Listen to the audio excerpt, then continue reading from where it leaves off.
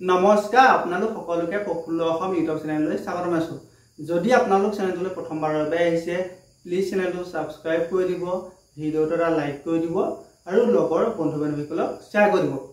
আজি এই ভিডিঅ'ত জনাম যে আসাম ফৰেষ্ট ডিপাৰ্টমেণ্টৰ Forester grade 1 forest guard AFF আৰু ড্ৰাইভাৰ কনষ্টেবলৰ নতুন এডভাৰটাইজমেণ্ট কেতিয়া মুকলি হ'ব। এই ভিডিঅ'ত আপোনাক গোটেইখিনি জনাই দিম, গতিকে ভিডিঅ'টো শেষলৈকে চাই থাকিব।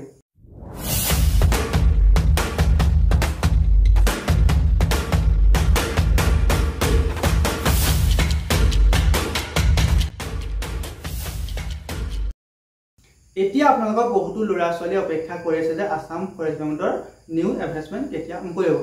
আপোনালোকৰ আসাম ফৰেষ্ট ডিপাৰ্টমেণ্টৰ লাষ্ট নিযুক্তি হৈছিল 2023 চনত। তাৰপিছত আপোনালোকৰ কোনো ধৰণৰ আসাম ফৰেষ্ট ডিপাৰ্টমেণ্টৰ নিউ এডভাৰটাইজমেণ্ট অহা নাছিল। এতিয়া বহুতো ল'ৰা ছোৱালী অপেক্ষা কৰি আছে আসাম ফৰেষ্ট ডিপাৰ্টমেণ্টৰ নিউ এডভাৰটাইজমেণ্ট কেতিয়া মুকলি হ'ব। এতিয়া আপোনালোকৰ বহুতো ল'ৰা ছোৱালীয়ে ভালদৰে প্ৰেক্টিছ কৰি আছে আৰু আপোনালোকৰ বহুতো ল'ৰা ছোৱালীয়ে আপোনালোকৰ প্ৰেক্টিছ কৰা নাই, কিয়নো তেওঁলোকে ভাবি আছে যে এডভাৰটাইজমেণ্ট যেতিয়া মুকলি হ'ব তেতিয়া তেওঁলোকে ভালদৰে প্ৰেক্টিছ কৰিব নাইবা তেওঁলোকে ভালদৰে পঢ়া শুনা আৰম্ভ হ'ব। কিন্তু আপোনালোকে আচলতে যদি সেইটো কৰি আছে আপোনালোকে বহুত বেছি ভুল কৰি আছে, কিয়নো আপোনালোকৰ যেতিয়া এডভাৰটাইজমেণ্ট মুকলি হ'ব নাইবা আপোনালোকৰ যেতিয়া এপ্লাই হৈ যাব তাৰপিছত আপোনালোকে হাতত সময় নাপাব পাৰে।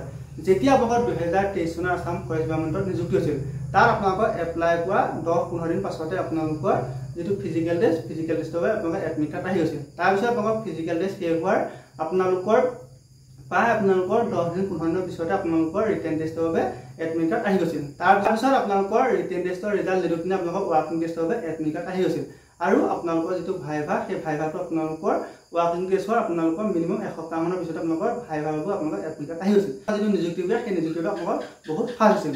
গতিকে আপোনালোকৰ এতিয়া যদি 2023 চনৰ ভিতৰত যদি আপোনালোকৰ হৈ যায়, যদিহে আপোনালোকৰ নৱেম্বৰ মাহত নতুন এডভাৰটাইজমেণ্ট মুকলি হয় তেন্তে আপোনালোকৰ খুব সম্ভৱতঃ ডিচেম্বৰ নাইবা জানুৱাৰী মাহত আপোনালোকৰ যিটো ইণ্টাৰভিউ সেই ইণ্টাৰভিউ পাতিব আছে, কিয়নো আপোনালোকৰ 2026 চনত আপোনালোকৰ ইফালে বিধানসভা নিৰ্বাচন আছে। গতিকে বিধানসভা নিৰ্বাচনৰ আগত আপোনালোকৰ এটা নিযুক্তি প্ৰক্ৰিয়া চলাই দিব। গতিকে যিসকলে আসাম ফৰেষ্ট ডিপাৰ্টমেণ্টত এটা চাকৰি ল'ম বুলি ভাবিছে তেওঁলোকে ভালদৰে ৰানিং লং দিব প্ৰেক্টিছ কৰি থাকক আৰু লগতে ভালদৰে পঢ়া শুনা কৰি থাকক। এতিয়া আপোনালোকৰ আসাম ফৰেষ্ট ডিপাৰ্টমেণ্টৰ নিউ এডভাৰটাইজমেণ্ট কেতিয়া মুকলি হ'ব সেই সম্পৰ্কে অসমৰ মাননীয় মুখ্যমন্ত্ৰী ডক্টৰ হিমন্ত বিশ্ব শৰ্মা ছাৰক আজি কেইদিনমান আগত কেইজনমান সাংবাদিকে প্ৰশ্ন কৰিছিল আৰু তেতিয়া তেওঁ উত্তৰ দিছিল যে নৱেম্বৰ মাহত আসাম ফৰেষ্ট ডিপাৰ্টমেণ্টৰ নিউ এডভাৰটাইজমেণ্ট মুকলি হ'ব। গতিকে আপোনালোকে নিশ্চিন্ত মনে থাকক, আপোনালোকৰ CM ছাৰে নিজে কৈছে নৱেম্বৰ মাহত আপোনালোকৰ নতুন এডভাৰটাইজমেণ্ট মুকলি হ'ব। এই ভিডিঅ'টো লাষ্টত মই সেই ভিডিঅ' ক্লিপ লগাই দিম, আপোনালোকে নিজে চালে পাৰিব।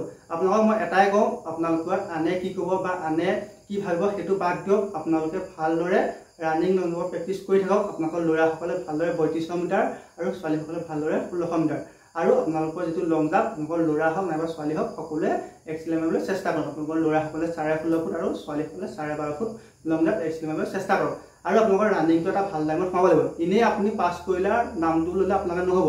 আপোনালোকৰ ল'ৰাসকলে যদি 28, 29 নাইবা 30 পায় কোনো কাম নাই, বা আপোনালোকৰ ছোৱালীসকলে যদি আপোনালোকৰ 28, 29 পায় আপোনালোকৰ ৰিটেন টেষ্টত পঢ়াৰ সুবিধা খুবেই কম, কিয়নো আপোনালোকৰ এতিয়া অসম আৰক্ষীৰ যিখিনি পদৰ বাবে নিযুক্তি চলি আছে তাত আপোনালোকৰ এবাৰ যিটো কাট অফ সেই কাট অফটো আপোনালোকে চালে গম পাব 33+ কাট অফ গুচি গৈছে। আপোনালোকৰ ছোৱালী 34+ কাট অফ গৈছে। আপোনালোকৰ এইবাৰ যে আপোনালোকৰ 36 নাইবা 35 কাট অফ নাযাব তাৰ কোনো মানে নাই, কিন্তু আপোনালোকৰ আসাম ফৰেষ্ট ডিপাৰ্টমেণ্টৰ যিটো আপোনালোকৰ নিযুক্তি হয় তাৰ যিটো কাট অফ সেই কাট অফ ষ্টেজ হিচাপে অলপ কমে, কিন্তু আপোনালোকৰ ইমানো নকমে। আপোনালোকে ইমান চিন্তা কৰিব নালাগে যে কাট অফ কম যাব, সেইবাবে মই অলপ ৰানিং কমকৈ কৰিলেও হ'ব। আজিকালি আপোনালোকৰ অসমৰ ল'ৰা ছোৱালীসকলে আপোনালোকক সদায় ভালদৰে প্ৰেক্টিছ কৰি আছে, সকলোৱে এটা চাকৰিৰ পিছতে লাগি আছে, সকলোৱে ভাবি আছে যে তেনেকৈ এটা চাকৰি ল'ব পাৰোঁ। গতিকে আপোনালোকে ইমানখিনিৰ মাজত যদি এটা চাকৰি ল'ম বুলি ভাবিছে তেন্তে আপোনালোকে যিটো ফিজিকেল টেষ্ট এটা ভাল নম্বৰ উঠাব লাগিব, তেতিয়াহে আপুনি ৰিটেন টেষ্টলৈ যাব আৰু ৰিটেনত এটা ভাল মাৰ্ক পালেহে আপুনি যিটো ফাইনেল মেৰিট লিষ্ট আপোনালোকৰ ফাইনেল মেৰিট লিষ্টত নাম আহিব। আপোনালোকৰ যিটো ভাইভা হয় ভাইভাটো অলপ ভাল হ'ব লাগিব, কিন্তু আপোনালোকৰ মেইনলি আপোনালোকৰ ফিজিকেল টেষ্ট তাৰপিছত আকৌ ৰিটেন টেষ্ট তাৰপিছত আপোনালোকৰ ভাইভা টেষ্ট হ'ব। আপোনালোকে ৰিটেনত আপোনালোকে যিমান গুৰুত্ব দিলে আপোনালোকৰ ফিজিকেলটো সিমান গুৰুত্ব দিব লাগিব।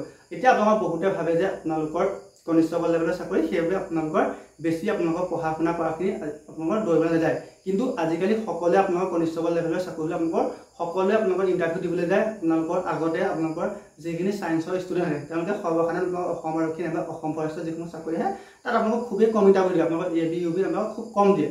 কিন্তু এইবাৰ আপোনালোকে চাব পাৰিব আপোনালোকৰ ছায়েন্স হওক আৰ্টছ হওক কমাৰ্চ হওক লাগিলে তেওঁ মাষ্টাৰ ডিগ্ৰী কমপ্লিট কৰিছে, তথাপিতো তেওঁ AB নাইবা UB তেওঁ যিটো ইণ্টাৰভিউ সেই ইণ্টাৰভিউ দিছে।